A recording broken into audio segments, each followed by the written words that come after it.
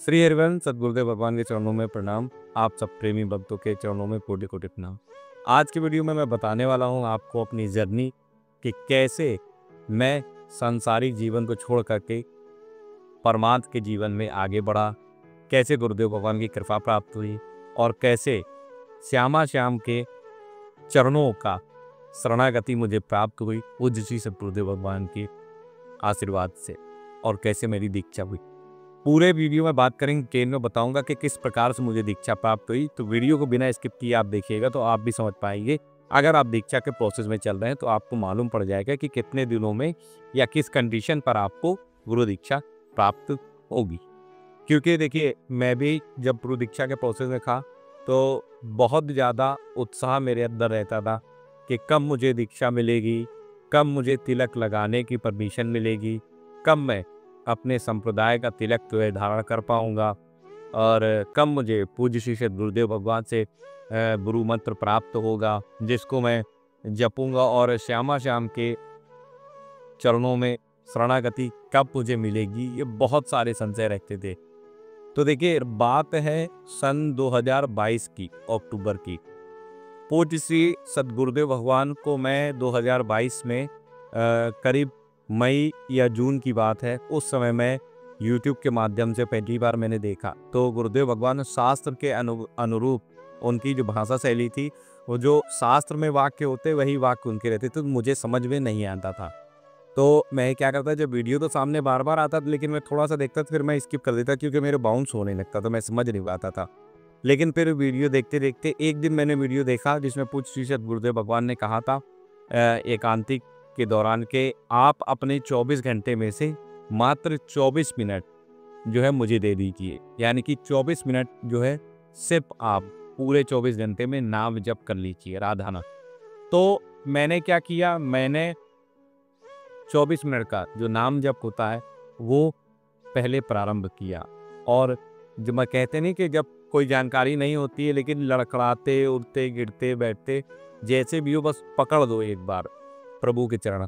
तो जैसे ही मैंने नाम जप तो एकदम बहुत तेजी राधा राधा राधा राधा राधा राधा राधा इस तरीके से करते हुए 24 मिनट का नाम जप जो है प्रारंभ किया। 24 मिनट का वो जो नाम जप था वो करते करते करते करते करते करते कब मैं आज जो जिस पोजीशन पर हूँ, कब इस पोजीशन पर आ गया, ये मुझे खुद नहीं मालूम पड़ा। इसीलिए कहा गया है कि आप सिर्फ नाम तो पकड़ दो, नाम महाराज फिर सब कुछ करने में समर्थ है, वो सारी चीज़ें आपको जो है प्राप्त करवा देते हैं। तो जब मैंने नाम जप प्रारंभ किया, फिर मैं गुरुदेव भगवान को सुनने लगा। एकांतिक सुनता था, सत्संग नहीं सुनता था, एकांतिक वार्तालाप। एकांतिक जब मैं सुनता था तो मेरा और अंदर से इंटरेस्ट जागता गया। इसलिए कि लोग आकर के परमार्थ को लेकर के, आध्यात्म को लेकर के सवाल करते थे। उनके सवालों को सुन करके जो हमारे मन में प्रश्न रहते थे उनके जो है उत्तर मुझे प्राप्त होने लगे। अब मेरे अंदर चाह बढ़ने लगी कि मैं धाम कैसे पहुंचूं। फिर मैंने बहुत प्रार्थना की लालजू महाराज से, तो श्री जी की कृपा से धाम जाने तो मिला। धाम गया तो गुरुदेव भगवान के दर्शन तो नहीं हो पाए, लेकिन हाँ आश्रम की जानकारी हुई कि कहाँ पे उनका आश्रम है। फिर मैं लालजू बांके बिहारी लाल के दर्शन करके, यमुना मैया के दर्शन करके वापसी हो गया। फिर दोबारा हमारा जाना होगा, हम लोग गए तो फिर महाराज जी के दर्शन हमें आश्रम पहुँचे। आश्रम पहुँच करके हमने देखा कि जहाँ बाहर दुकानें लगी रहती, जहाँ रज मिलती है और भी चित्रपट छवि सेवा वगैरह मिलती है, वहाँ तक गए। वहाँ से कुछ सामान हमने परचेज किया, फिर हम वापसी हो गए। फिर तीसरा चक्कर जब हुआ तो हम लोगों ने क्या किया, पूर्ण रूप से मन बना लिया कि अब हमें गुरु दीक्षा लेनी है। फिर हम लोगों ने क्या किया कि आश्रम पहुँचे। आश्रम जब पहुँचे तो वहाँ पर जो बाहर निज प्रकर होते हैं आश्रम के संत भगवान, उनसे पूछा कि गुरु दीक्षा में लेना है, तो उन्होंने कहा कि आप लोग साइड में खड़े हो जाइए। फिर हम लोग क्या किए, हम लोग साइड में खड़े होकर बोले अभी एक संत भगवान आएंगे, वो आप लोगों को बताएंगे कि किस तरीके से आपको नियम करने हैं। तो मेरे मन में ये था कि मैं सोचा कि मैं तो बहुत लकी हूँ, पहली बार आया हूँ गुरु दीक्षा के लिए और तुरंत अभी गुरुदेव भगवान अंदर से आएंगे और गुरु दीक्षा हमको देंगे। मेरे मन में कुछ ऐसा था, मुझे जानकारी नहीं थी। बाद में जब एक संत भगवान अंदर से आए, फिर उन्होंने आकर के हम लोगों को नियम वगैरह बताए कि आपको जो है 11 माला राधा वल्लभ श्री हरिवंश नाम की करनी है, और आपको हित 84 जी के जो है 12 पद करने होंगे, राधा सुधा निधि के 10 श्लोक अर्थ सहित करने होंगे, सेवक वाणी के 5 छंद आपको अर्थ सहित करने होंगे, और आपको रसोपासना जो है प्रतिदिन पूर्ण कंप्लीट करनी होगी। साथ ही अष्टयाम जो सेवा है उसमें जितने पहर की सेवा आपसे बन सके, आपके कार्य को देखते हुए, अगर आप नौकरी पेशा वाले हैं तो जितनी सेवा बन सके उतनी आप सेवा करिए। इतने नियम मिले तो वो नियम लेकर के मैं जो है वापसी मैंने कर ली। वो उस नियम को लेकर जब वापसी की तो घर आने के बाद में फिर पूर्ण निष्ठा के साथ जो है नियम करने में हम लोग लग गए पूरी तरीके से। अब सुबह जब उठते थे सबसे पहला कार्य यही होता था कि स्नान आदि वगैरह करने के बाद हम लोग सीधा सेवा श्यामा शाम की ऑलरेडी हमारे पास थी, लेकिन फिर भी छवि सेवा जो थी वो वहाँ से आदेशित हुआ तो हम छवि सेवा लेकर के आए थे।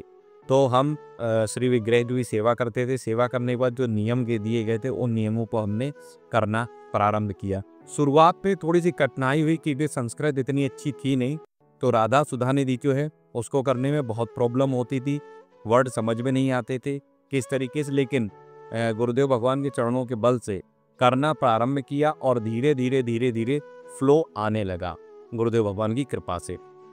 साथ ही जब रसोपासना करते थे उसमें भी समझ में नहीं आता था, यमुना अष्टक में अटकते थे, साथ ही मंगल गान में भी अटक जाते थे, और जो वंदना होती उसकी लय भी नहीं मालूम थी कि किस प्रकार से हमें वंदना करनी है। तो ये सारी चीज़ें करते करते नामावली जब हो गई, भक्त नामावली, ऋषिक नामावली और श्रीधाम वृंदावन की जो नामावली वो सबसे ज़्यादा टफ लगती थी। वृंदावन की जो नामावली थी उसको करने में वो इतनी बड़ी मुझे लगती थी, लगता था कि सबसे ज़्यादा समय उसमें ही जाता है। फिर उसके बाद में पदावली जी जो थी उसमें भी अटकती थी, उसमें भी लय समझ में नहीं आती थी।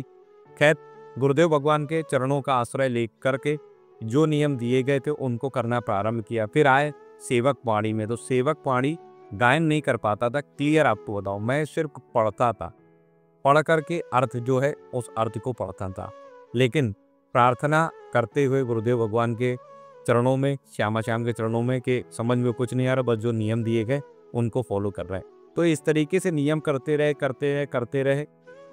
पहली उपस्थिति हुई हमारी 2 महीने में नहीं हो पाई थी, तीसरे महीने में पहुंचे थे। पहली उपस्थिति थी, वहां जाकर बताया सारी चीज़ें, तो उन्होंने कहा हाँ ठीक है आप नियम से चल रहे, आगे आप करते रहिए नियम, फिर आप 2 महीने बाद फिर आकर के हाजिरी दीजिएगा।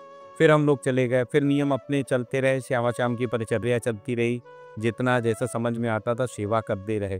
भूल चूक बहुत सारी गलतियाँ होती थी, लेकिन हमारे श्यामा श्याम उन गलतियों को नज़रअंदाज करते रहे और कृपा जो है बरसती रही।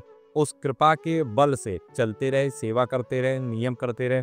फिर 2 महीने बाद हाजिरी लगी, 2 महीने बाद गए, धूप में खड़े रहना पड़ा, और जब नंबर आया तो श्यामा चरण जो बाबा थे उन्होंने बोला कि ठीक है आप नियम कर रहे हो, नियम को करते रहिए। दोनों लोग दीक्षा लेके दोनों लोग तैयार हैं, कोई समस्या किसी प्रकार की?